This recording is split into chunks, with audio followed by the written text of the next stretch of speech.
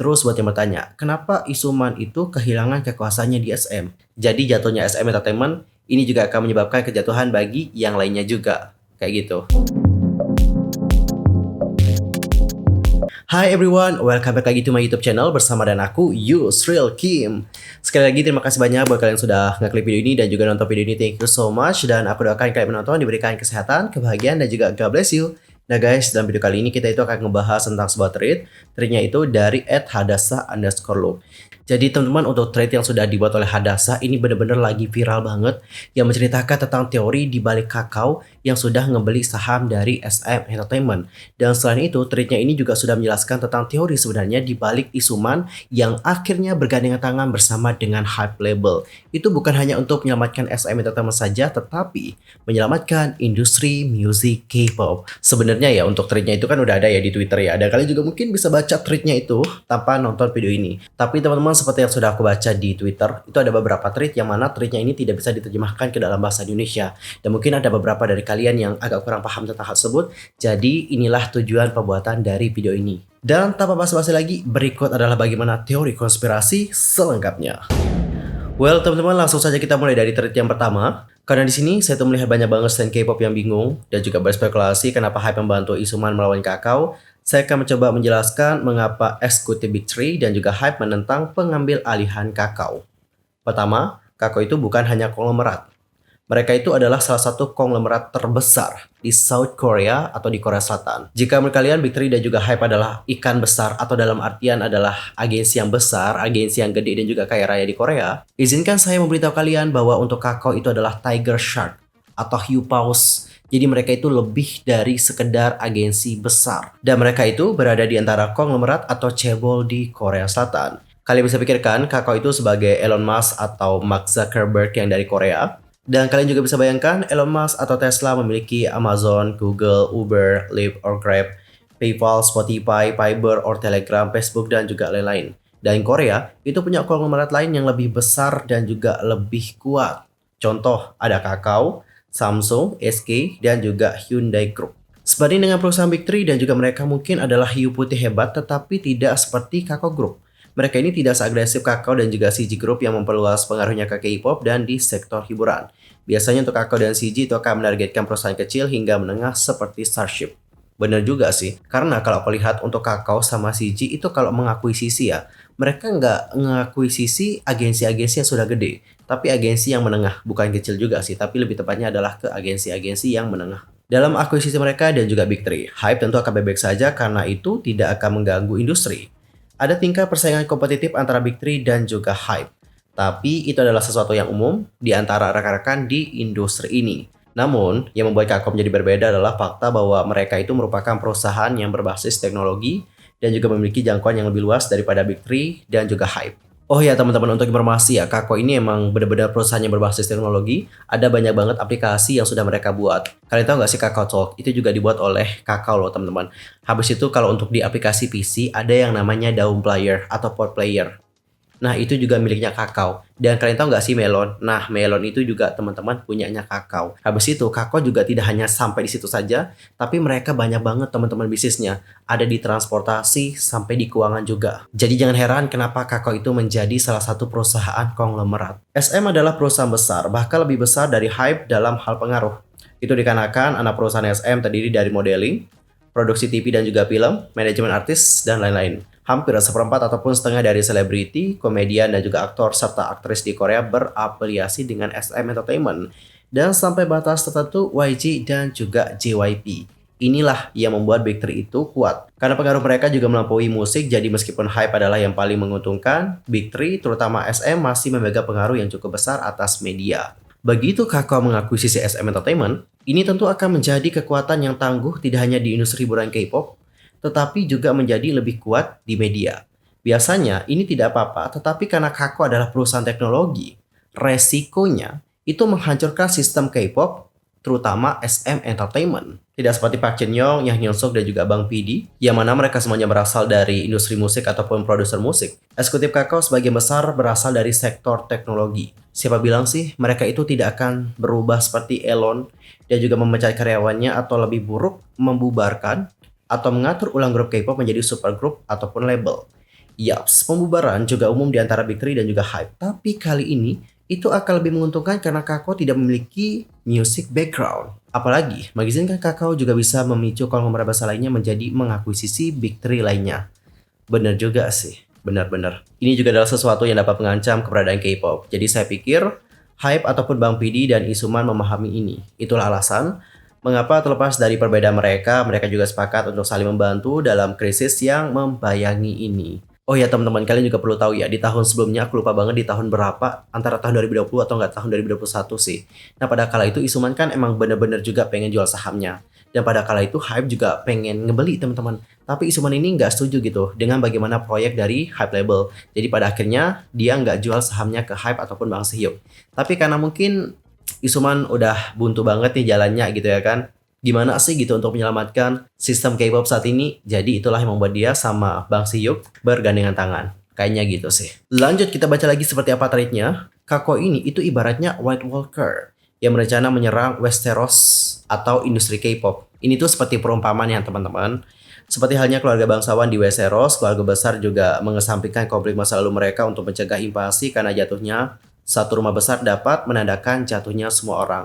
Jadi jatuhnya SM Entertainment ini juga akan menyebabkan kejatuhan bagi yang lainnya juga. Kayak gitu. Jadi apa sih rencana permainan dari Isuman dan juga Bang PD? Saya tidak berpikir Hype sebenarnya berencana ya untuk mengambil alih ataupun mengakuisisi SM Entertainment. Baru-baru ini Hype itu juga sudah mengakuisisi QC Media Holding dengan harga 320 juta US dollar. Ini adalah akuisisi besar dan aku juga rasa ya, untuk Hype itu tidak siap mengeluarkan uang untuk akuisisi besar lainnya seperti SM.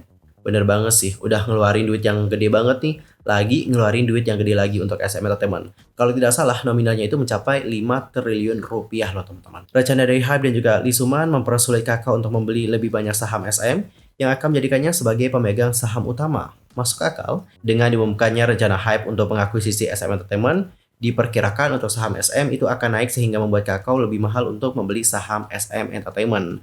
Mungkin ya, untuk upaya terakhir dari Isuman dan juga Hype untuk membeli semua saham Isuman dan untuk saham rahasia ataupun tiruannya itu adalah untuk mencegah pengambil alihan Kakao atau setidaknya menghentikan bagaimana pergerakan dari Kakao. Ini juga akan memberikan cukup waktu bagi Isuman untuk mempermasalahkan penjualan saham ilegal ataupun mencari sekutu lain bagi Isuman.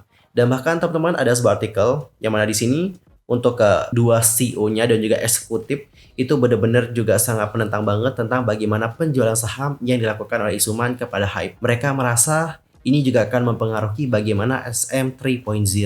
Dalam kasus skenario terburuk dan juga Hype akhirnya mengakuisisi SM sebagai pemegang saham utamanya, Hype mungkin akan mengizinkan Isuman dan juga eksekutif yang ada untuk mempertahankan posisi mereka karena mereka tidak mengganggu keputusan sublabel mereka. Kalau dari segi produksi musik ya, setiap sublabel kan juga diizinkan untuk mempertahankan suara dan juga gaya musik mereka sendiri yang berbeda. Satu-satunya kemungkinan perubahan adalah penggabungan Bubble dan juga Weverse. Bubble ini aplikasinya SM, sedangkan untuk Weverse aplikasinya Hype. Jika Lee Suman berhasil dalam perebutan kekuasaan melawan keponakannya dan juga Kakao, dia mungkin nanti akan mencoba untuk membeli kembali sahamnya. Masuk akal sih. Sebagai gantinya, coba deh untuk mengizinkan lebih banyak interaksi ataupun kerjasama tidak langsung antara artisnya SM dan juga Hype sebagai tanda niat baik atau penghargaan. Penggabungan untuk Bubble Weverse adalah skenario yang paling mungkin. MBC juga mungkin akan dapat berdamai dengan Hype, dikarenakan SM ataupun Isuman juga dapat bertindak sebagai mediator. SM ini sebenarnya memiliki daging sub untuk MBC melalui TVXQ pada awal tahun 2008. Sehingga untuk artis SM Entertainment itu tidak muncul di acara MBC untuk sementara waktu. Belakangan untuk MBC juga menyadari bahwa mereka tidak dapat melarang setiap artis SM dikarenakan G menjadi hits dan artis SM sangat populer sehingga sebagai imbalan atas permintaan maaf, SM menawarkan lebih banyak ketentuan yang menguntungkan. Ini adalah sesuatu yang mungkin terjadi jika MBC dan juga Hype berbaikan. Selain itu, Weverse Conjun ini juga bisa menjadi lebih populer dan juga menarik jika artis SM ditambahkan ke dalam daftar. Weverse Con juga akan seperti Coachella Korea ataupun Lollapalooza, di mana hanya artis terpilih yang diundang untuk tampil.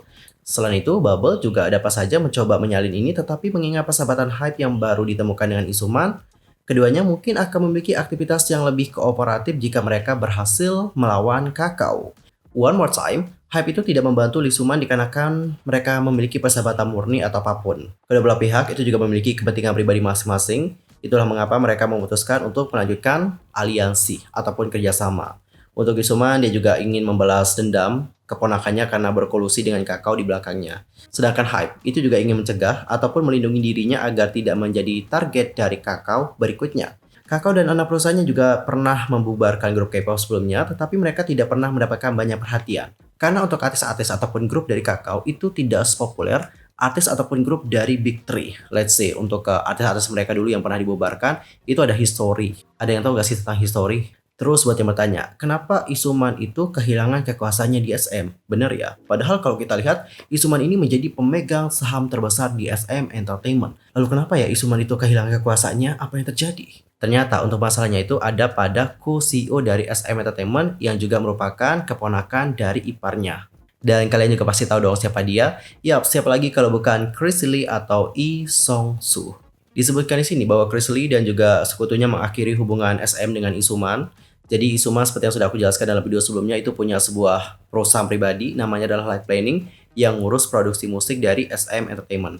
Adapun untuk Isuman itu merancang SM Entertainment untuk membayarnya 6% dari pendapatan SM Entertainment sebagai imbalannya untuk memproduksi musik.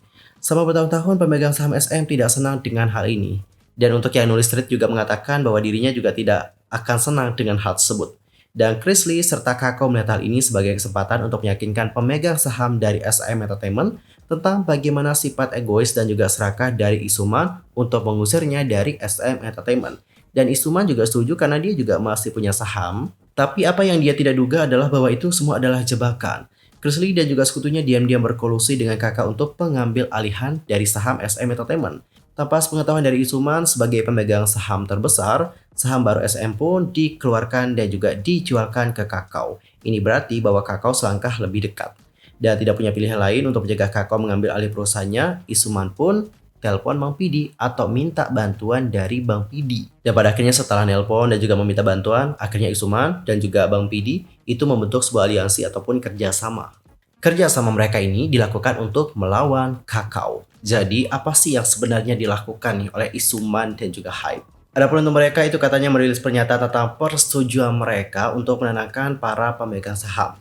Dan juga meyakinkan mereka untuk tidak memihak Kakao. Jadi pada dasarnya perjanjian itu mengatakan bahwa selain menjual sahamnya, Isuman akan diasingkan dari aktivitas dan juga proyek SM selama 3 tahun. Saya juga percaya bahwa perjanjian ini memiliki celah yang sengaja dibuat oleh Isuman dan juga Hype. Walaupun dia memang tidak bisa bekerja dengan SM, bukan berarti dia tidak bisa bekerja untuk Hype ataupun Hype Amerika ataupun Hype Jepang. Karena itulah kemungkinan besar Isuman dapat berfungsi sebagai konsultan tanda kutip bagi Hype untuk NCT Hollywood ataupun bekerja dengan Scooter Braun di Hype Amerika untuk girl group dari Hype Amerika X Universal Music Group. Dan selain itu, Hype juga meyakinkan para pemegang saham bahwa mereka nanti akan membantu membuat SM Entertainment menjadi menguntungkan. Dalam pernyataan bersama mereka dengan Isuman, Hype juga menyebutkan bahwa mereka setuju dengan visi dari Isuman untuk SM Entertainment dan juga bekerja dengan SM untuk membuatnya menguntungkan.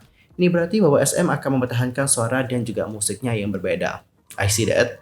Jadi untuk SM Stan, ini tuh berarti meskipun Hype menjadi pemegang saham utama, tidak akan ada perubahan pada suara musik dan juga konsep SM Entertainment, yakni Kwangya ataupun SM Culture Universe. Tapi siapa sih yang sekarang akan mengelola SM Entertainment?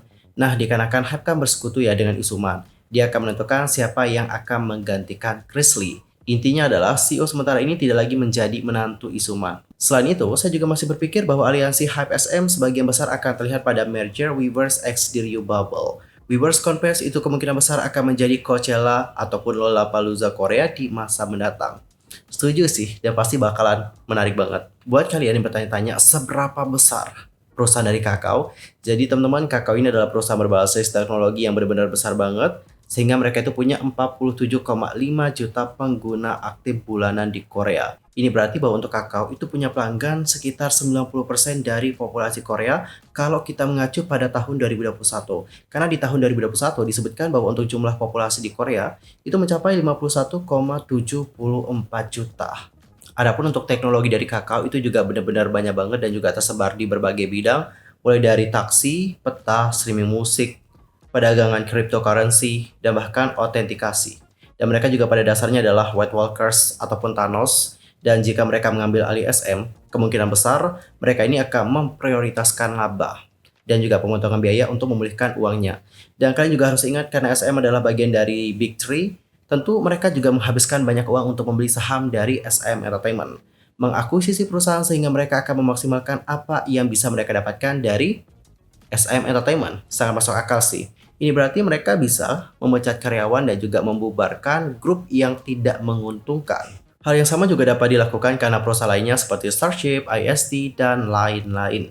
Karena SM 3.0 juga menyebutkan merger dan akuisisi sublabel.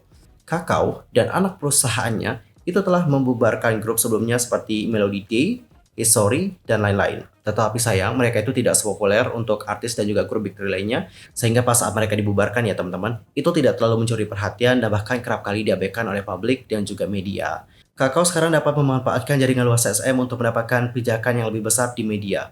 Untuk artis dan musik SM, ini mungkin berarti kehilangan suara SM sebagai ganti musik pop ataupun suara yang menjual. Dengan cara yang sama, untuk Kakao nanti dapat mengeksploitasi artis untuk mempromosikan perusahaan mereka dan juga kepentingan anak perusahaan. Mungkin lebih sulit bagi artis untuk tidak memperbarui kontrak mereka dan juga menuntut persyaratan yang lebih baik. Karena Kakao dapat melarang mereka tidak hanya di media tetapi juga dari promosi sehubungan dengan anak perusahaan mereka. Konglomerat dari Korea itu sebenarnya bisa picik teman-teman. Grup Shinsegae juga mengumumkan bahwa tidak ada departemen store yang diizinkan untuk menampilkan materi apapun yang terkait dengan Ko Hyun Jung.